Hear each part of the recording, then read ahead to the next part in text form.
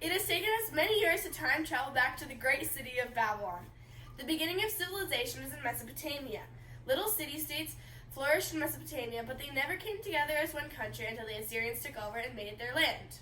Meanwhile, in Babylon around 1750 BC, King Hammurabi had just written his code of laws. That was known as the Code of Hammurabi. It is the first written code of laws in all of civilization. What kind of laws do you think they had in Babylon? I don't know. Let's go back and see. 280, 281, 282. There, done. What does it say, King Hammurabi? An eye for an eye and a tooth for a tooth. If a youth strikes his father, his hand will be cut off. Yay! The Code of Hammurabi was discovered in 1901 and is now housed in the Louvre Museum in Paris, France. Eventually, the Assyrian Empire was replaced by the Babylonian Empire because of King Nabopolassar. The people liked the Babylonians better because they ruled for the people in a fair way. One reason the people liked them was because they took youth from all over the country, brought them to Babylon so they could teach them, and then send them back to their hometown and train the youth to become Babylon's governors. What happened to the lands that belonged to Assyria? The land that used to belong to Assyria became vassals, which means they owned allegiance and paid tribute to Babylon and King Nabopolassar, who protected them in return. When King Nabopolassar died in 605 BC, after 7 years of ruling, his son, Nebuchadnezzar, became king.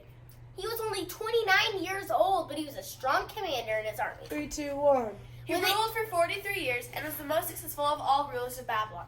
His reason for success was that he led many battles to gain land for Babylon, and was victorious in all of them. When the Egyptians heard that King Nabopolassar had died, they sought to take back their land from Babylon. But King Nebuchadnezzar fought a battle and came back victorious. Now the Egyptians were vassals of Babylon. King Zedekiah held power in Judah only because King Nebuchadnezzar appointed him.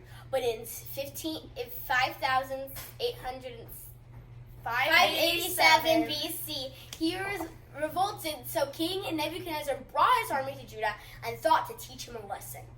King Nebuchadnezzar was so angry that he killed King Zedekiah's sons and poked out his eyes, and then sent him back to Babylon in chains.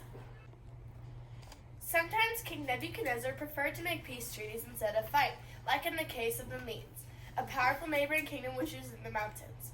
King Nebuchadnezzar then took Princess Amytis as his wife. In order to please his queen, who was homesick for the luscious vegetation of the mountains, King Nebuchadnezzar constructed a beautiful hanging garden. These hanging gardens are beautiful, Nebby. One of the 7 wonders of the ancient world, you know. As I was saying, it was a majestic and mysterious structure built on top of a ziggurat.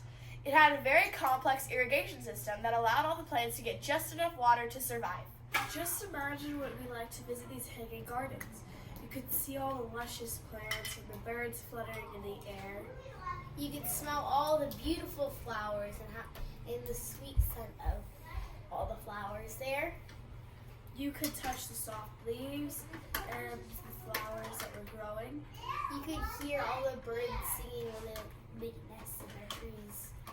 And you could taste the moist air, which was much different from the village air. How are you, Alicia? Good. Where's Agamemnon? Oh, he's at work at the Potters. Can you show me around town? Of course. Adele.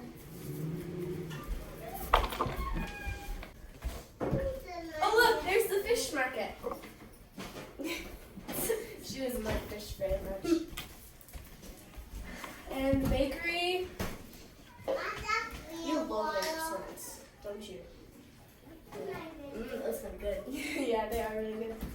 And the potter shop is right over there.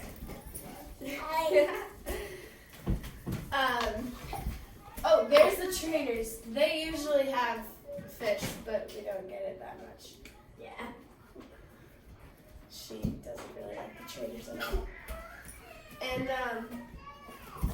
And here's our house.